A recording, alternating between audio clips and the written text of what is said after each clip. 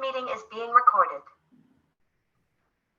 Hello and welcome to our discussion this evening on the Atlanta spa shootings anniversary, lessons learned and not learned in media coverage.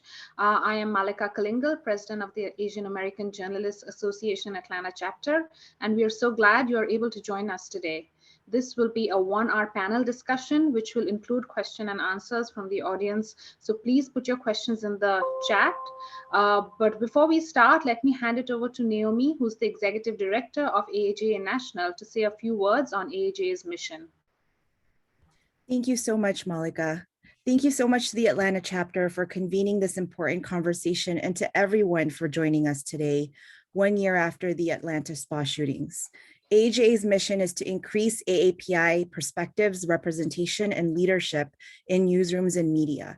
We believe AAPI journalists can drive change in newsrooms, journalism, and society, and that the stories they tell have the power to dismantle stereotypes and accurately represent and empower underrepresented communities. We released our coverage guidance on March 17th. And in the backdrop of continued and increased anti-Asian hate incidents, we continue to hold newsrooms accountable to the stories that need to be told. We have actually just updated our guidance on coverage of violence against Asian Americans based on input from our members nationwide. Our updated guidance is even more relevant and urgent than ever.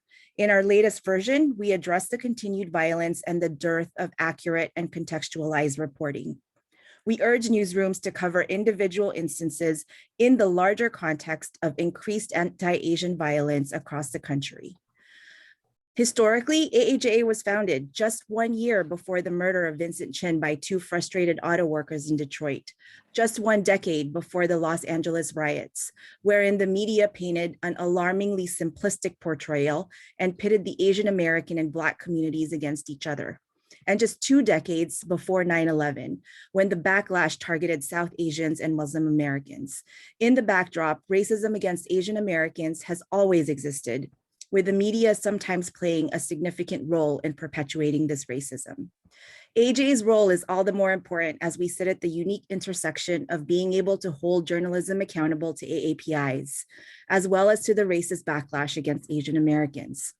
I urge you to join us if you haven't joined as a member already, so you can support our mission and also to support your local chapters, as each of our chapters are doing important work to increase inclusion and representation in newsrooms across the country.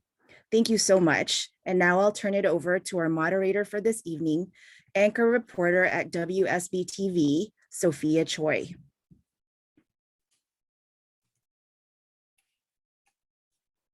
I want to welcome everyone to the 2022 Atlanta chapter of the Asian American Journalists Association's discussion on a topic called Atlanta spa shootings. 1 year later, lessons learned and not learned in the media coverage.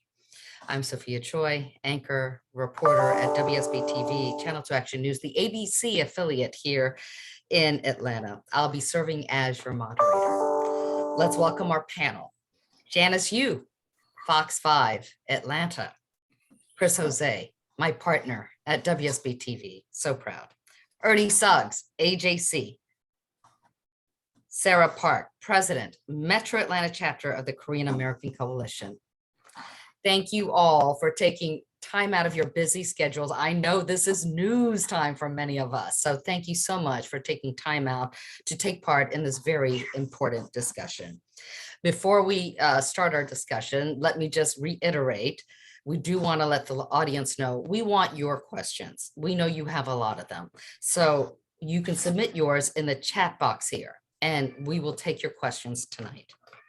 All right, so let's begin our discussion this evening with kind of your perspective, looking back at how media handled the spa shootings, what we did right, what we didn't get all the way right, what we can improve on. Janice, let's start with you.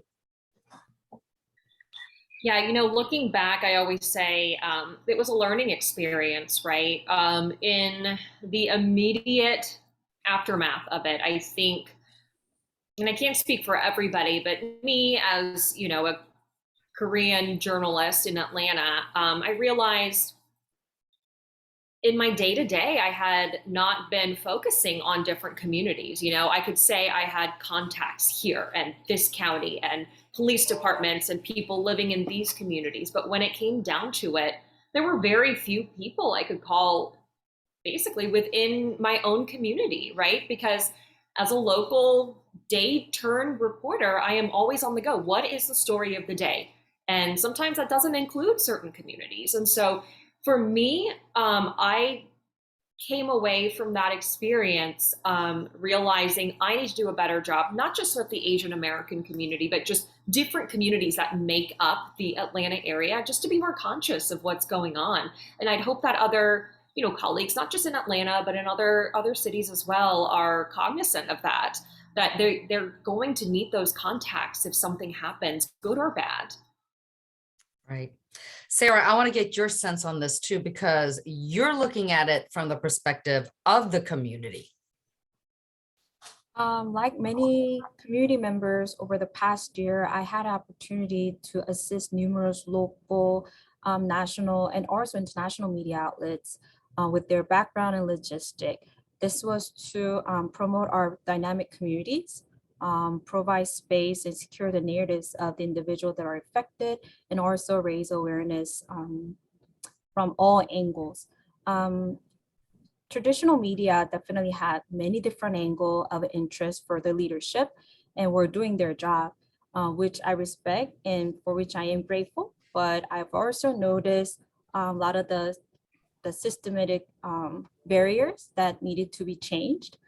And I also noticed how tight deadlines and urgency to cover the matter, it was affecting communities' trust and view of the media, especially right now. The nation is experiencing the crisis of trust. So I definitely saw that, the room to improve. And the contents and sensitivity issues were very impactful. And I heard many different feedback within the community, but we were in that working mode so that implementation were not addressed. But I think as a media and community member, I think we did our best to have a process to have this Atlanta narrative and bring systematic changes, but continuing to share these stories to the national level with this current climate. Community has been archiving it too, from local media to community advocate to organizers. We've been monitoring and archiving and taking note, but then we also don't know where to take, right? And also where to ask for this systematic changes. So I guess that's the hard work that we need to put in together. But I am definitely grateful after sharing many hours and times together, and all the journalists that work so hard under tight deadlines and not enough resources. But we just heard from Janice saying that she didn't even recognize that she was not making inroads within her own community, within her own race in this community. And as KAC, I mean, isn't that something that you guys strive for, is to make liaisons within other minority communities and within our own community? And is that something maybe the community should be doing too, reaching out to journalists to say, come, you know? But there's always the organizational structure and also person who's in charge of it, right? We can definitely get pulled in, but if it just right before the interviews, or if it just when these incidents happen, I don't think sustainable changes can be made. We definitely need to build that relationship, but also need to update our community contacts, because there's a high turnover within organizations. And like Janice mentioned, it has to cover the diversity within different community.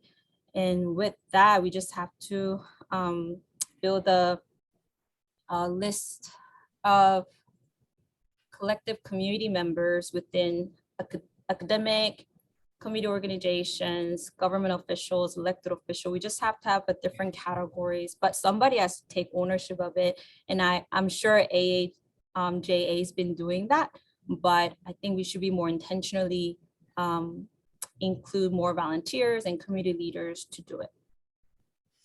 All right, let's move on and talk about how things changed in your newsroom in light of this coverage and how it was handled, and if it changed, how so? Ernie, I want to start with you because I know the AJC got some flack after your coverage and how it chased the story. So let's talk about that and what it did to your newsroom and how you guys talked it out. Well, I mean, this was a, thank you for having me for one, but this was a great learning experience, not only for the Atlanta Journal-Constitution, but I think for all of local media. And unfortunately, it was a learning experience born out of tragedy. And as you all know, who cover news, you know, when you have breaking news, when you're dealing with breaking news, everything is, you know, quick and fast, and you know, you're worried about rewrites after you've already printed it or after you've already said it.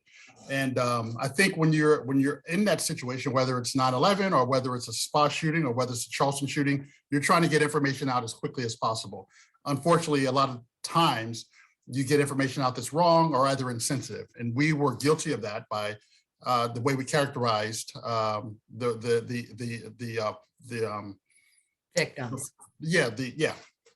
How we characterize that. But you know, we listened to the community. You know, we have a diversity and inclusion committee in which I am the chair. That committee was already established prior to the shootings, and ironically, and I'm not sure if we mentioned this to Sarah, because we had Sarah come in and talk to us a couple of times. Ironically, before these shootings happened, we had planned to have a community discussion with members of the AAPI community to talk about how we covered them. And we were going to bring people in. We were going to, you know, Sarah was obviously one of the people we were talking about bringing in. The shootings happened and we accelerated that. But that was always going to be our first town hall for the diversity committee. But, you know, we listened to what you guys had to say, what people had to say about our coverage. And we were very sensitive to that. I mean, I think, you know, when we look at the coverage of you know, the Atlanta Journal-Constitution prides itself on our diversity coverage. We pride ourselves on how we cover the Black community. For example, I cover the Black community. I've been doing it for 24 years. But, you know, unfortunately, and I think you all know this, the audience know this, we don't cover the Asian American community that well. And that's the Atlanta Journal-Constitution, that's Fox, that's WSB. It's one of those things where, you know, you cover them, you cover that community when something happens. So when you cover a community when something happens, you are prone to make mistakes, and we made a mistake. So we hopefully corrected that to the satisfaction of the community and our subsequent coverage of stories. But we've also been proactive in how we address ourselves or how we conduct ourselves in the newsroom. As I said, we have a diversity committee. We meet every 2 weeks to talk about issues like this. Tomorrow, for example, we are not the committee, but the paper is interviewing a list of candidates, job candidates for Report for America, which will intentionally bring diversity into our newsroom.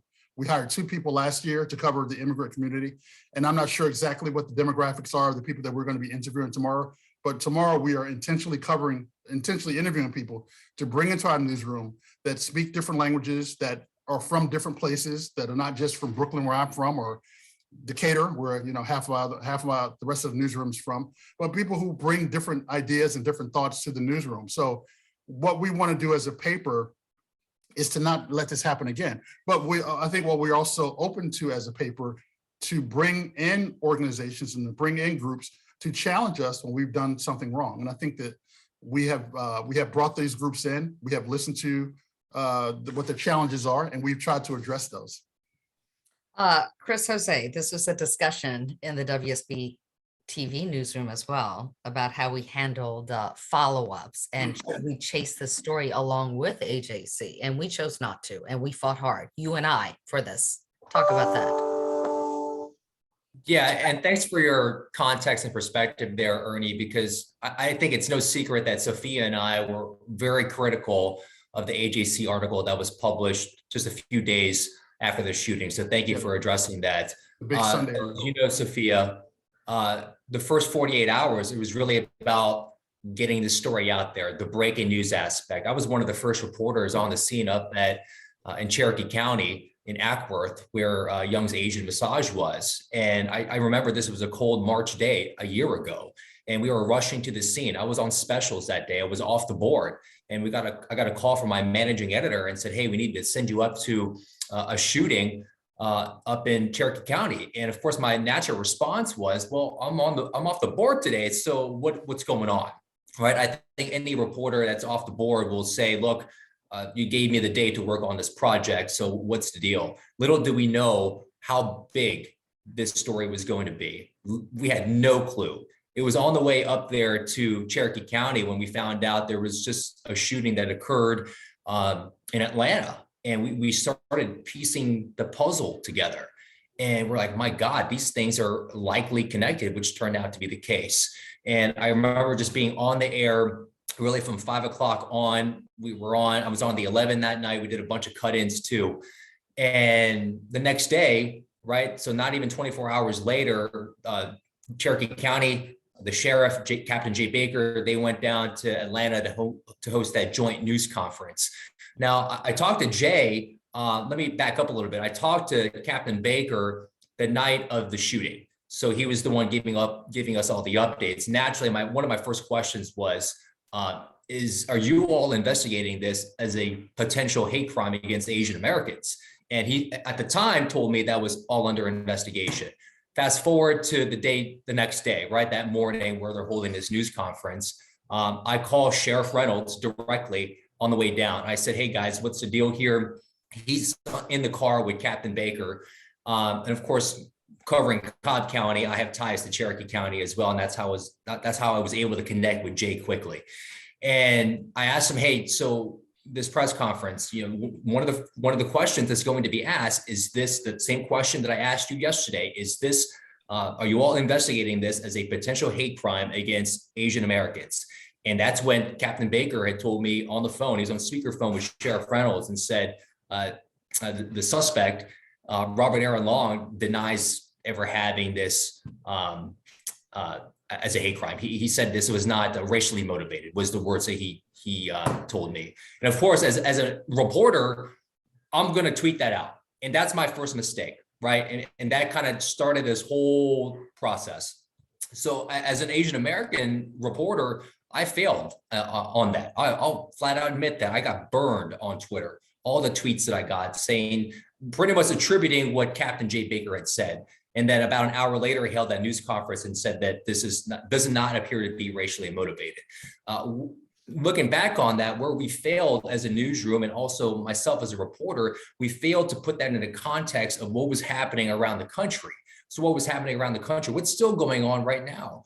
The rise in violence, the anti-Asian sentiment, the attacks on Asian Americans all across the country. We failed to put that into the context of this attack where 6 Asian women were gunned down inside these spas in Metro Atlanta. We failed at that. I think most newsrooms failed at that.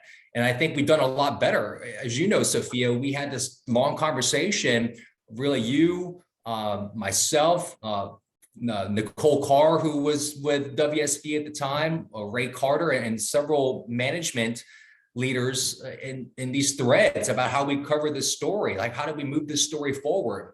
And one of the angles that we were talking about was the potential nefarious activity that went on inside these spas, which we found out was not the case. And you fast forward in all the discussions, I thought WSB did a good job of making that decision as a team, no matter how difficult these conversations were, to pull that story, to make sure we did not go there. So I thought that was a win. But Chris, had you and I not been in that newsroom, that discussion would not have taken place. Right. Yes, absolutely. That I think you look back on that, hindsight's 2020. If you didn't speak up, if I didn't speak up, without a doubt, that story would have made it on our air. And what a shame that, just think about the damage that would have done to further damage to the community. Our legendary station. Right. And those were some tough conversations, Sophia. At times it was very heated. You remember that call that we were on where there was a newsroom leader, where there was a back and forth, and I never felt so disrespected in my career.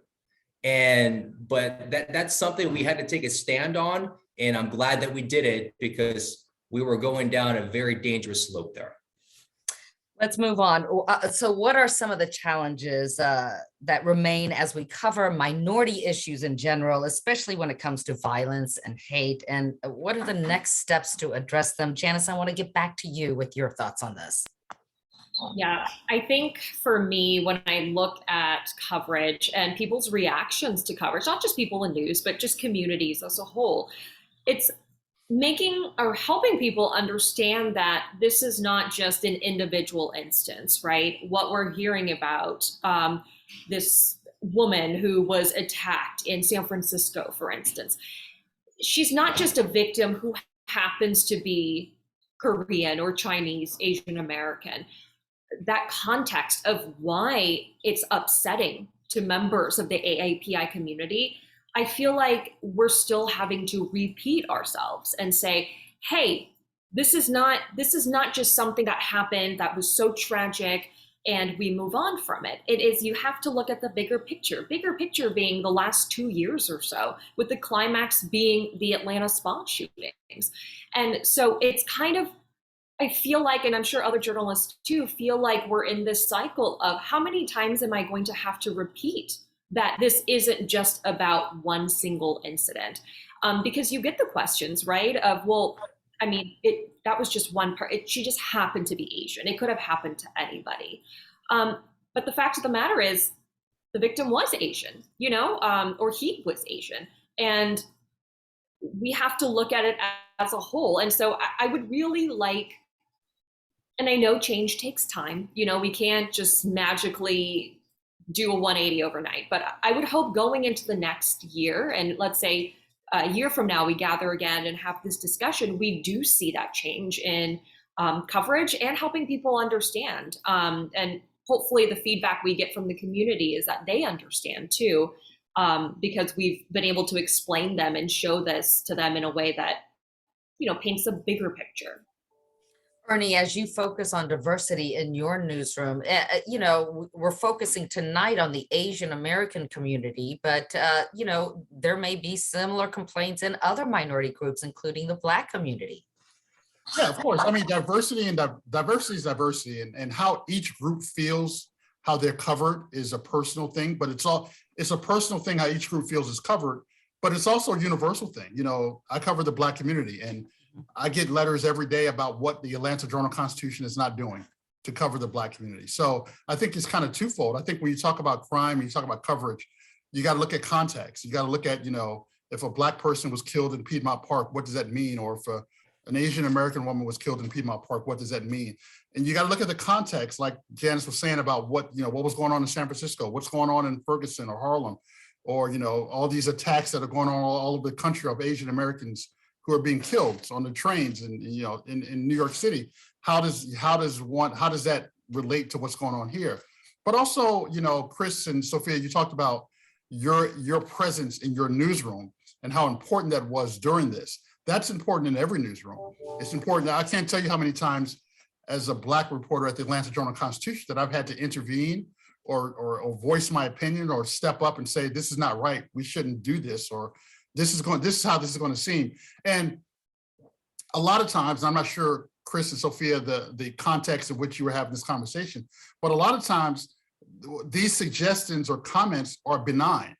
And, the people who are running these newsrooms don't know that they're offensive or don't understand that this can be taken a certain way. So it's important for African Americans and for Asian Americans and for Hispanics who are in the newsroom to be able to have enough agency to have these conversations to say, this is not right. And not only is it important to have these people there, but it's important for the news organizations to understand that we need to get these kind of people in there. So we need to have Black people in the newsroom. We need to have Asian Americans in the newsroom. We have several at the Atlanta Journal-Constitution who do very well, whose names are all over the newspaper every day, who cover important beats, who are Asian Americans. But we need more. We need more Black reporters. We need more Black editors. We need more Asian American editors. So I think that, we recognize what the situation is. Obviously, as I said, we started the diversity committee, which was started several years ago prior to the spa shooting. So it wasn't necessarily a reaction to it. So we are, on the path to trying to be a better newsroom and being a better newsroom through diversity. All right, well, we just got a great question from one of our audience members. Are your respective newsrooms considering investing in sustained deeper coverage of AAPI and immigrant communities in Metro Atlanta, not just when something happens, as someone said? If so, how? And that is from Sonam Vashi. So you want to start? Go ahead, Ernie. Sure. Yeah, I mean, yeah, as I mentioned before, we are intentionally hiring members of our team from Report for America, their jobs will be to cover diverse communities and not just react to tragedies or react to crime. So they're going to be in communities every day, talking to people about what's going on, about culture and situations that are going on. And also, it's also very important to not, I'll say this word, ghettoize groups by saying, hey, something is happening in, San Francisco, let's get, someone Asian to talk about it. We want people to talk about banking and politics and the war. So by us intentionally hiring people to cover these communities, it will be easier to get them to talk about things when there's a tragedy, or like Janice said, to have contacts and sources when we need them, or when something big is happening, to be able to call people because we know who they are, because we've hired reporters who understand these communities. So we are intentionally trying to do that. What you just said reminded me of when I was a much younger reporter in LA, and they would send me from across town to cover a murder in Koreatown, right? They wouldn't send the closest reporter. They would send me because I'm Korean. And I had to sit them down, the management, and say, every time you do that, you make me look bad in my own community. I don't want to be the boogeyman every time I come into this community. It's a murder, or something terrible. Send me some good stories too, if you're going to do that. Yeah. And that was a big discussion we had. So we're talking about newsrooms and the challenges that comes to moving things forward when it comes to violence and hate against minorities. Chris, let me talk to you. I know you're moving on. We're so proud of you. He's going to NBC in New York, and we're proud of him. But what will happen when you leave? You think WSB will hire another minority? Well, I certainly hope so. And in the 5 years that I've been here, I've always been an advocate for AAPIs and AAJA. Management is very clear. I expressed my disappointment when there was a convention, a national AAJA convention back in 2019, and WSB was not there. Yet all the other TV stations in town were there recruiting Asian American reporters and anchors and producers and writers, and we were the only ones. And Peachtree is just around the corner from us. That was an epic fail, and I think they've acknowledged that. I'd like to see that. I'd like to see some action, because that's a great question, Sophia. I've actually wondered about that. Who replaces me? Are they currently seeking out an AAPI reporter to potentially replace me? Maybe if not this go around, the next hire. I know that WSB Cox Media Group in general is hiring right now, but what's the game plan of getting AAPIs who are well qualified to be on the air here, or be a newsroom leader, or produce in Atlanta, to get them to WSB, and that way we just have more perspective into the newsroom. That's so important. I'm glad Ernie brought that up.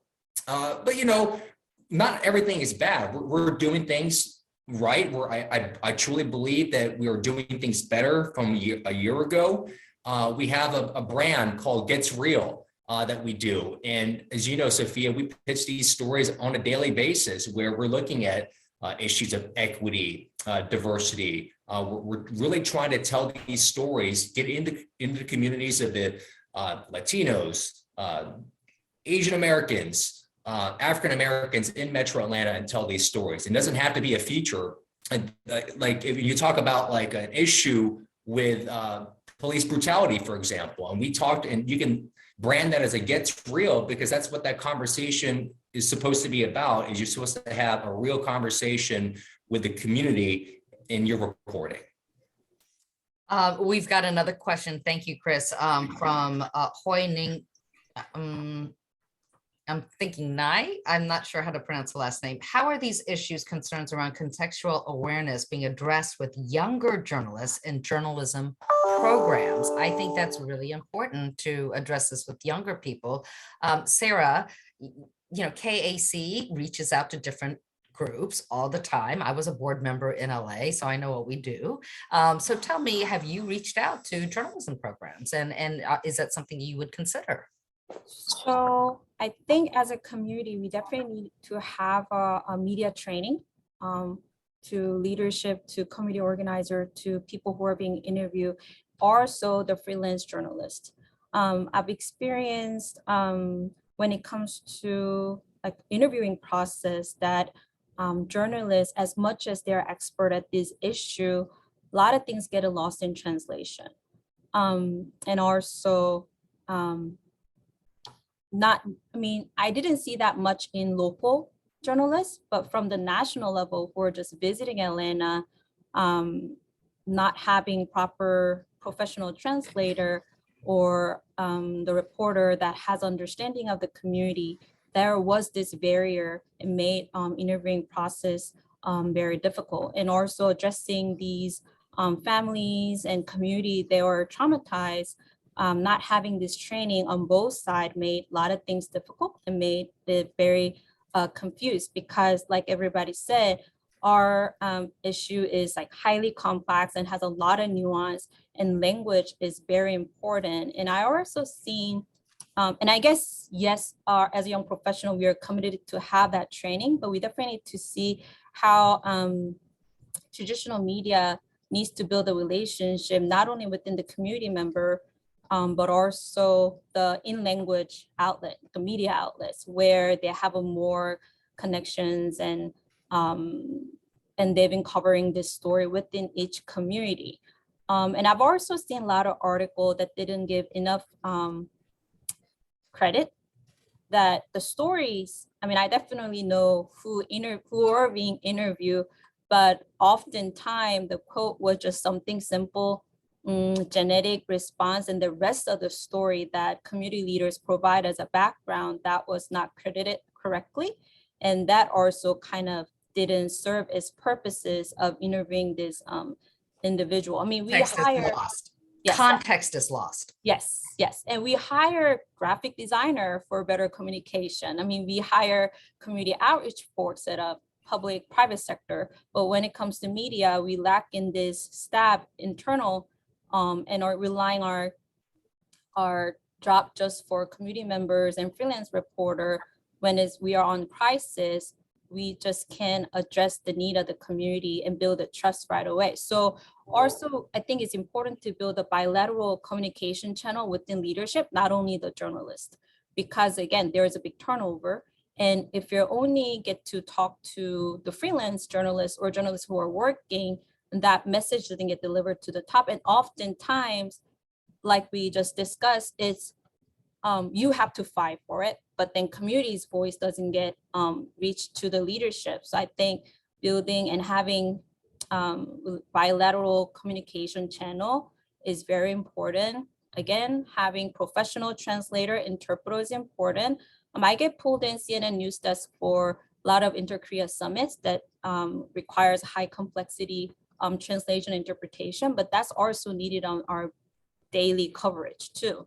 So I think that definitely needs to be looked at, and also provide resources for the community to be trained to how to be on national media and how to advocate ourselves for the better representation of the community.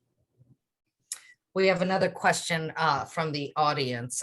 How did mainstream media connect with in-language Korean media, just as you were speaking of, Sarah? How did they do a good job? How should mainstream media collaborate or relate to community media? Sarah, I think this still speaks to you. Just like we need to work on our community context when it comes to interview, we definitely need to start inviting these in-language reporters and leaderships so that they can be included in a conversation. And often, even though there's a cultural, different nuances and there's a language barrier, there is, but having right professional internally will prevent that, and the investment needs to be made. We can just quickly measure the result or outcome when it comes to this DI initiative. We have to put right investment in by hiring right staff and having a leadership, building the communication channel, and have people have a allocate department or professional to be in charge of these initiatives. We can't rely on this with volunteers. And that's not going to last or sustain. And also just cover from, and also not portraying one side of story when we're talking about Asian American community. Again, we're not monolithic. We are not on one side of the politic game. We are not on modern minority or not modern minority. So yes, it is difficult to put this one community as a neutral, but because we are starting this conversation, we have to address it at a very sensitive level. I want to ask, did anything surprise any of you about the community response to the coverage, or perhaps how you were treated because of it, whether it was somebody who maybe gave you some extra kindness or maybe somebody who threatened you? Janice?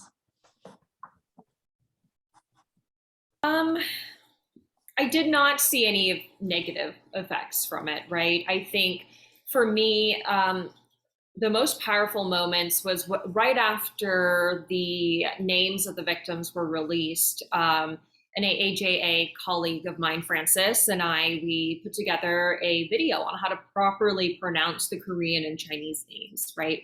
Very simple. It was 35 seconds and it was just us talking. What I didn't expect was the community response from it. I mean, it just took off, right? And in my mind, it was almost just so strange to see, because for me and Francis too, you know, it was just something very small that we could do. But I heard from Asian Americans who were thrilled to see a video like that on TikTok, from different colleagues across the country thanking us, saying this was really helpful, and we're glad you did this because it, you know, helped us a lot in Newsroom. So seeing things like that, and I think that again goes to the diversity aspect of it. There isn't enough diversity in Newsroom. Something like that shouldn't have to be shocking, or, you know, people are like, oh, that's a great idea. We should be having those conversations individually in our newsrooms, right? We should have someone who, even if they don't speak the language, maybe knows, you know, someone who can help with how to properly pronounce. So it was great, but also it was kind of sad, just because that just means that we are in dire need of diversity in our newsrooms. Chris, how about for you? Anything surprise you with the community response? Any sort of kindness to you? Any sort of negativity? Wow. Got a lot of community response, as you can imagine, Sophia. A lot of that response that I got was from the Asian American community, just reaching out and asking me if I'm okay, because that took an emotional toll, I think, on many people in the AAPI community, not just here in Metro Atlanta, but really across the country. When you cover that, and you're just, as a reporter, your head's in the game, so to speak, and you're like, wow, this really just happened. I'm in the thick of it right now, covering this on the ground. And just the amount of text messages from people around the country, from AAJA, through my contacts at NAP Atlanta, and other NAP organizations that I've been a part of around the country, they knew that this is, you know, we cover, unfortunately, in this business, right, Sophia and Janice and Ernie, we cover like the most horrific things. So sadly, we're going to cover another mass shooting. But this one it was personal, because, and we've talked about this before, the 6 Asian women who were gunned down could have been my mother, could have been your sister, for crying out loud, your grandmother. And when someone looks like you, even though they were Chinese and Korean, I'm Filipino, we're one big community at the end of the day. So that one was tough. Mm-hmm. And I had one, I won't name the person, but there was one colleague in our newsroom and asked me if I'm too attached to the story. And I was like, I didn't even know how to respond to that. I simply said that I need to be on this story to give you the context that this deserves. So that was, one thing that kind of, I didn't expect someone to ask me that, but they did.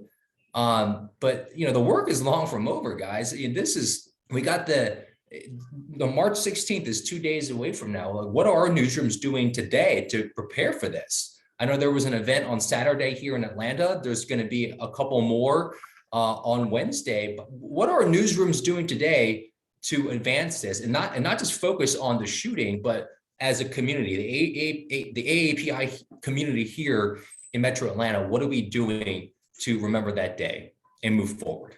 Right. And to that note, Ernie, I want to address this with you because you are your focus is diversity and making connections. After this happened, I did a story actually with some state representatives who said, hey, the Black community came out for us, and this just shows that minorities should band together, and we haven't held up our part as Asians coming out for their efforts. And it seemed like there was this kind of synergy happening. Where is that today, Ernie? Well, that's a great question. I mean, I think that was a great conversation that was had right during that time. How do we support each other? How do these outside communities, how do these separate but similar communities support each other? I'm not sure where we are now with that, because a lot of times, as you all know, when things happen and there's a lot of talk about what we're going to do and how we're going to do it, and the plans and all these meetings and conversations and panels are put together, and then it kind of fades away. Right. And unfortunately, it comes up again when something else bad happens. I think that, when the Black community, particularly Atlanta's Black community, saw what was happening, they understood that a community similar to ourselves, that's kind of always just out there by themselves a lot of times, was hurting.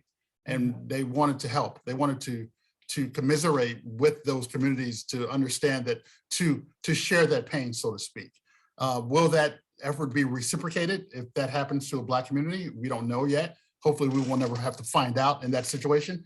But I think it's important that that all these groups kind of talk together, the Asian American community, the African American community, the Hispanic community, the Indian community, and I'm speaking, East Indian, and as well as Native American communities as well, that we all kind of talk about these issues and kind of come up with solutions and come up with ways and strategies as to how to address these things and how to work together.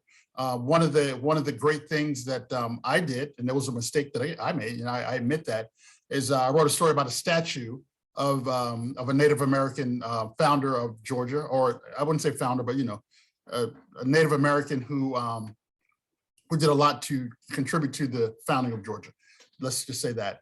And the model of the statue was a white man. So they used a white man to model the statue of a Native American. And I wrote the story and I thought it was great, and I thought the statue was great. And I saw the model who was the model for the statue, and I didn't think anything of it. I wrote the story, and I got feedback, and I got bad feedback, very harsh feedback from the Native American community, because I've written a story about a statue that was modeled after a white person. Now, that wasn't something that I did on purpose. That wasn't something that I was even conscious of. I just thought it was a good story.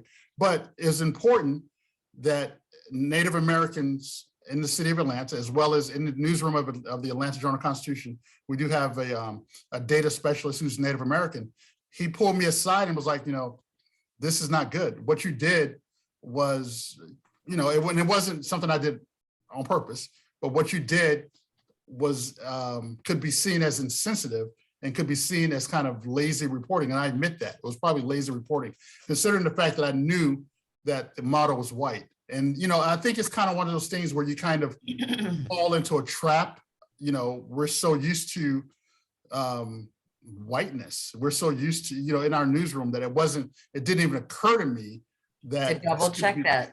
Yeah. So that's why I think it's important that we have these discussions. And I appreciated that discussion that we had in the newsroom, that I had with the Native American reporter about it. And, we brought in we brought in members of the Native American community, just like we brought in members of the of the Asian American community to talk about that, to talk about how we cover that community. So I think if we all the diverse communities kind of get together and have these conversations, I think we can move forward, but it's going to take time.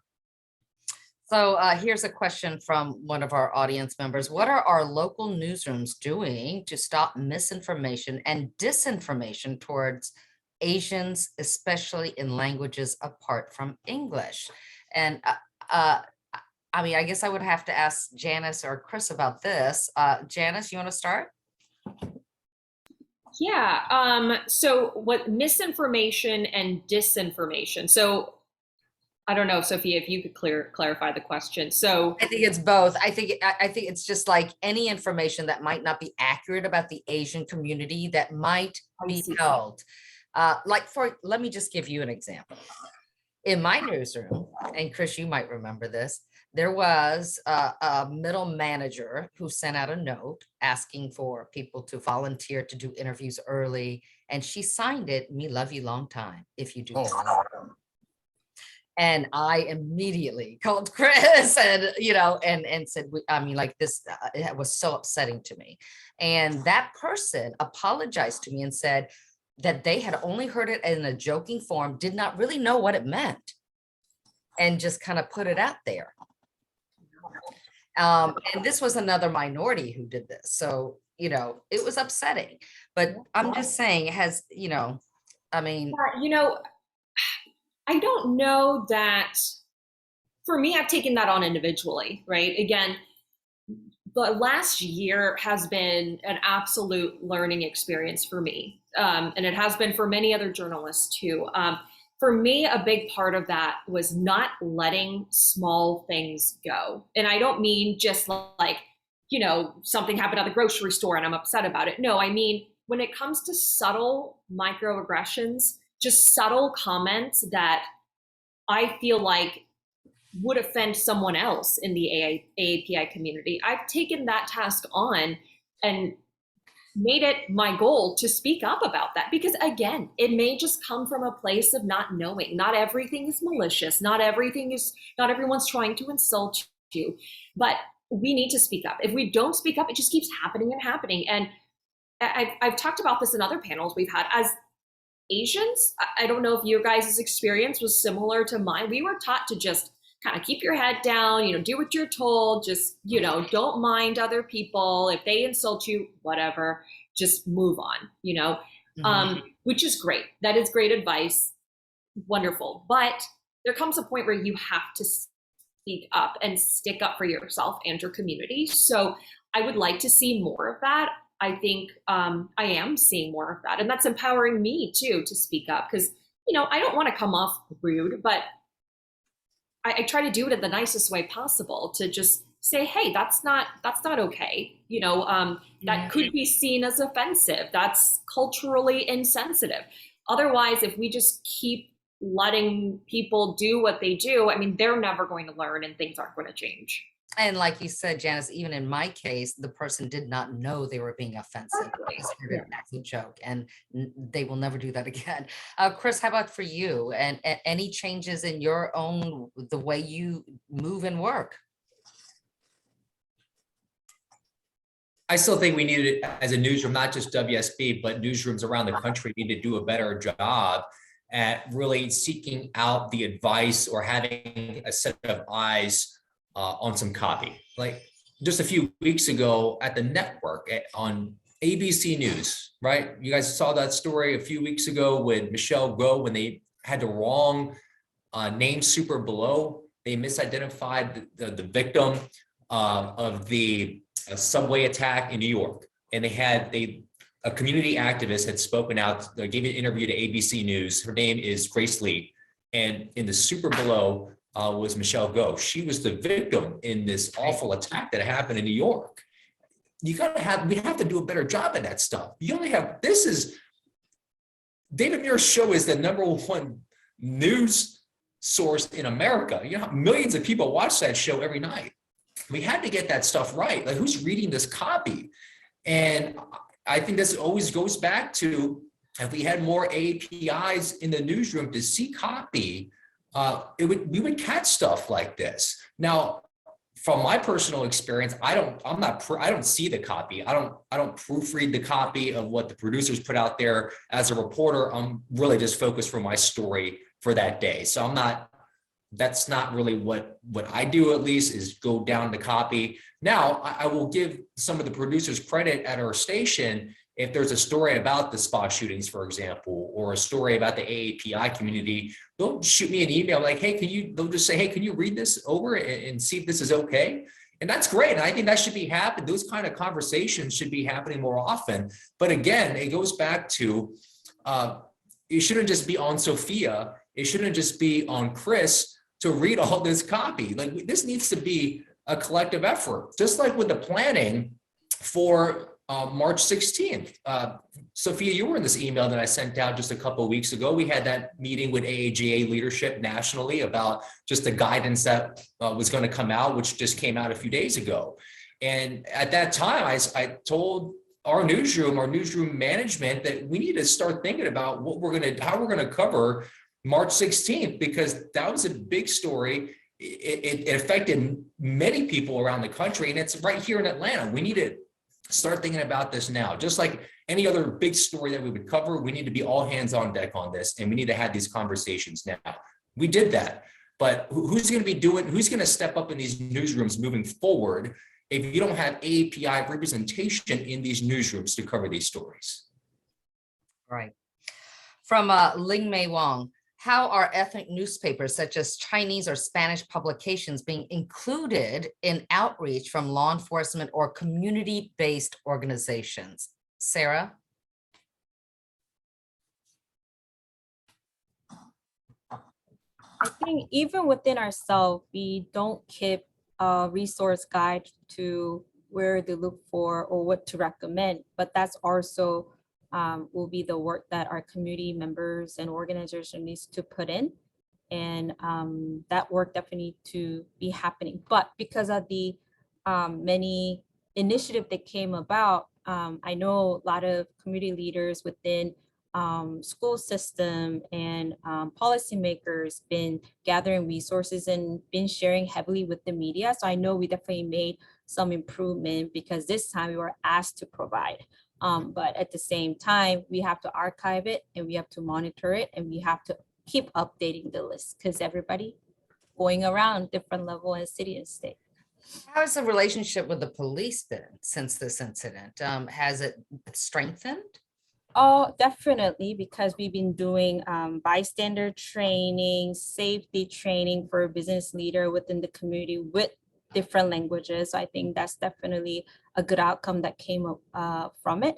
And also we had a behind door conversation with law enforcement with some of the community members. We've spoke with Justice Department, we spoke with, so we were asked to be on the roundtables with API caucus members, elected officials, law enforcement from both sides, not only from one party. So I know we are making improvement, but also we need to have that communicated within the media so that more community member can know about it, because often these requests comes in like a week before and we have to rely on our own contacts, but I would like to have it be available broadly. I think that's why having a relationship with different national organizations is very important.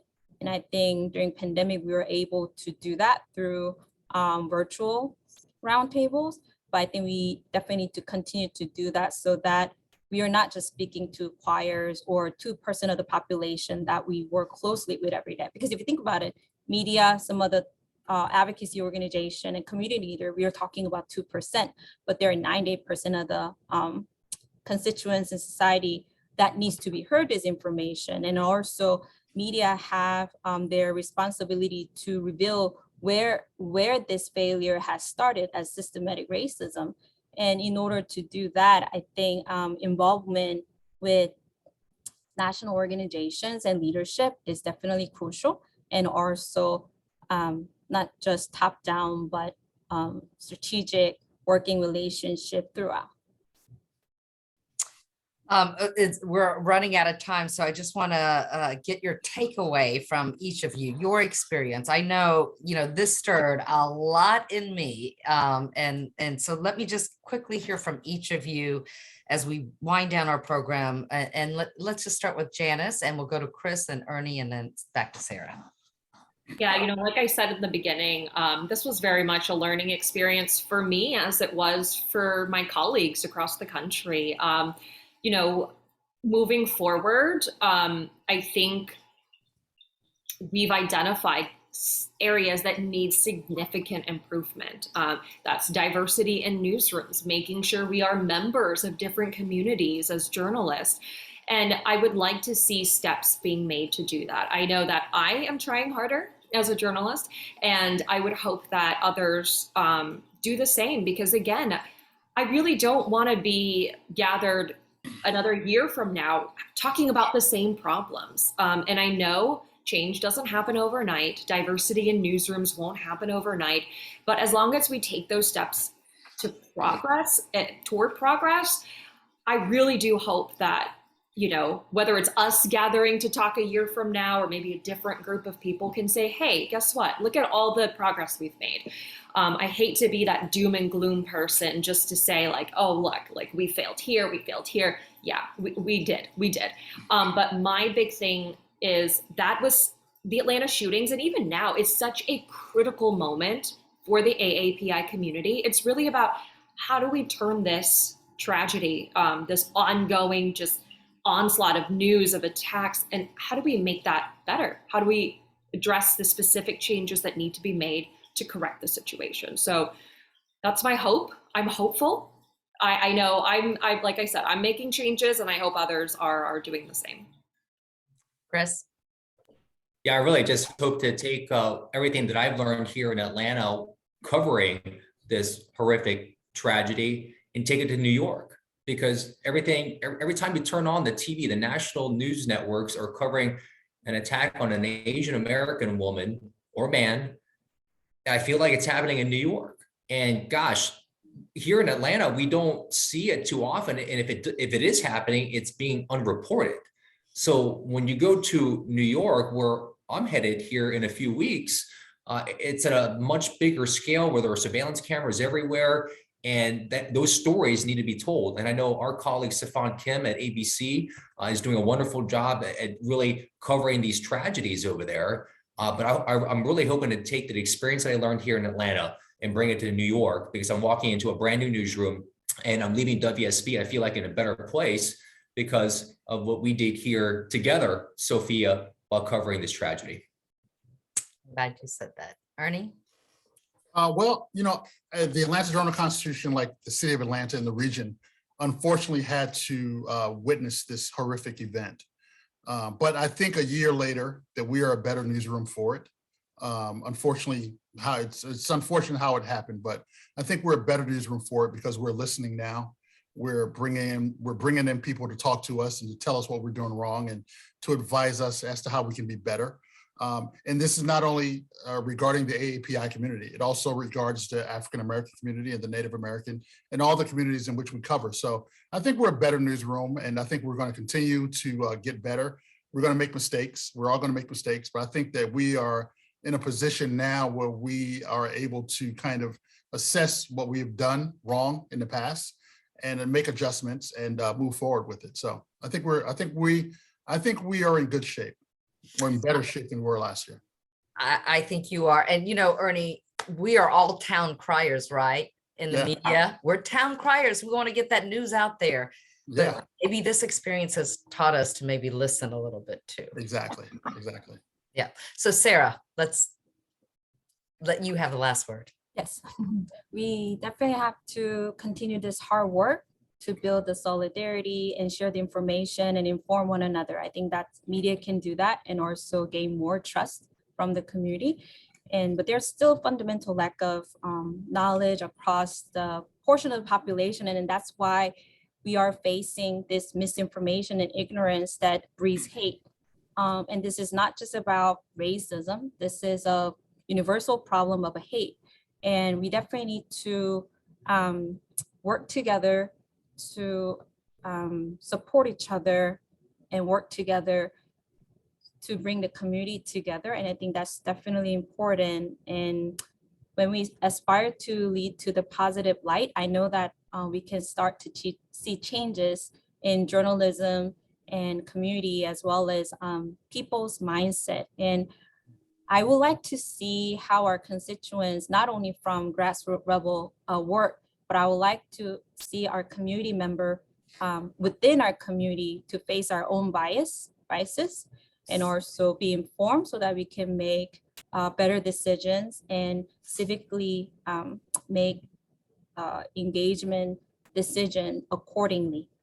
So we'll continue to do this hard work, promoting our dynamic community, providing space and secure the narrative, because it's our own Atlanta, right? It happened in Atlanta, so it's very special to us, and also not and reckon with the individual who are affected, and one thing I'm very proud of our March tragic event was that no one used it as their own platform. And I'm grateful for that from media and also from many community organizers for reserving that to those who are affected. And I think that's happening this as we remark the 1-year anniversary. And I see that beautiful effort throughout this community events, and I would like to continue to see it and raising awareness. I think that's all our mission. And I think we've started the work, and I know that this will only continue from all angles. It was great to hear you say our Atlanta, because we are community members here. We need to take part. We need to become entrenched. I want to thank the panel and the Atlanta chapter of the Asian American Journalists Association for this important discussion. If you want to keep the conversation going, you can do that with your questions and comments at the AJA Twitter page. That is at AAJA-Atlanta, at AAJA-Atlanta. I am your moderator, Sophia Choi. It was an honor serving you. Have a great evening and stay safe, Atlanta.